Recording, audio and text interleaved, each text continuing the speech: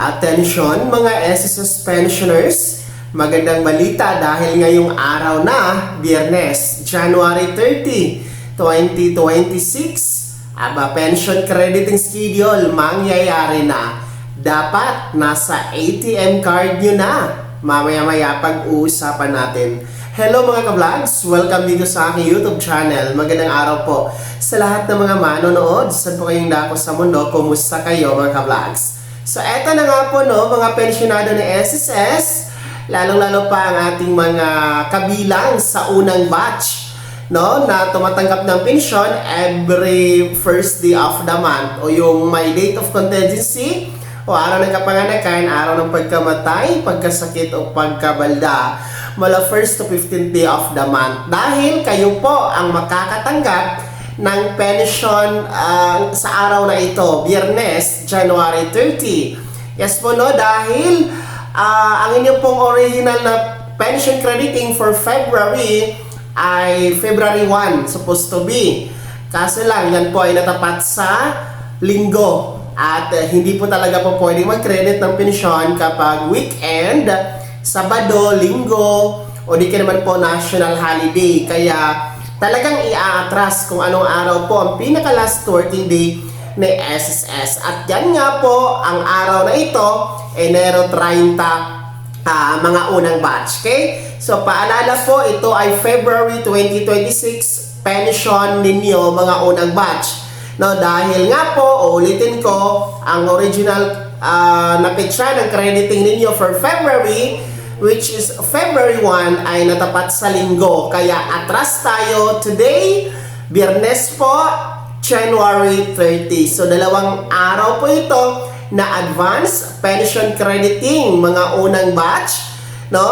Mas maaga kaysa inaasahan. Kaya kahit pa paano, maaga nyo po magagamit at makukuha ang inyong pensyon for February, para po sa panggastos ninyo sa inyong mga pangangailangan. Kaya antabayanan nyo po sa inyong ATM card sa araw na ito. Yung iba po, kanina pa lang, madaling araw, umaga, meron na pong laman ang ATM card. Yung iba naman po, wala pa.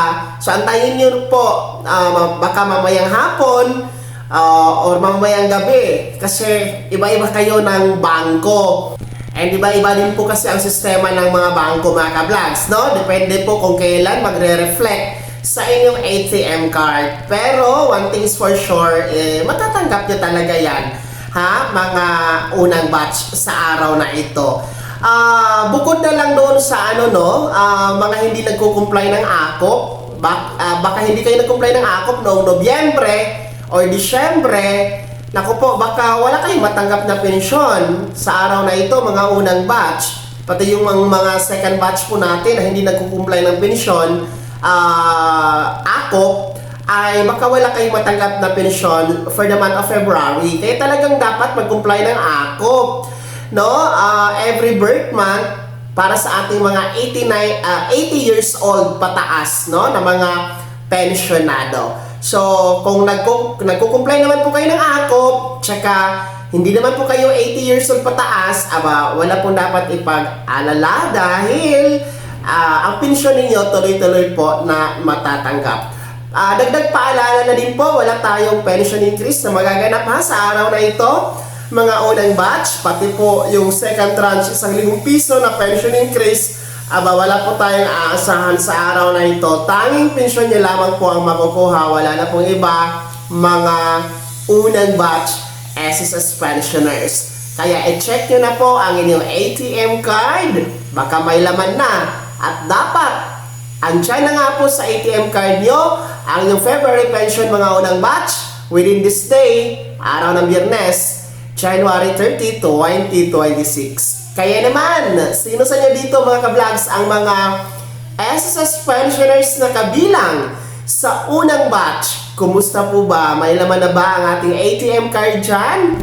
Sino sa inyo dito ang wala pa rin hanggang sa ngayon? Ibahagi nyo po sa comment section na nasa baba, pakilakip ng buong pangalan at kung taga saan kayo. Kung bago ka pa lang sa akin channel o di kaya di ka pa nakasubscribe, i-click nyo muna ang subscribe button na nasa baba. Huwag kalimutan na pindutin ang notification bell, ilagay sa all para una ka sa mga balitang i-upload ko. Maraming salamat po. God bless. Mag-ingat mga ka-vlogs.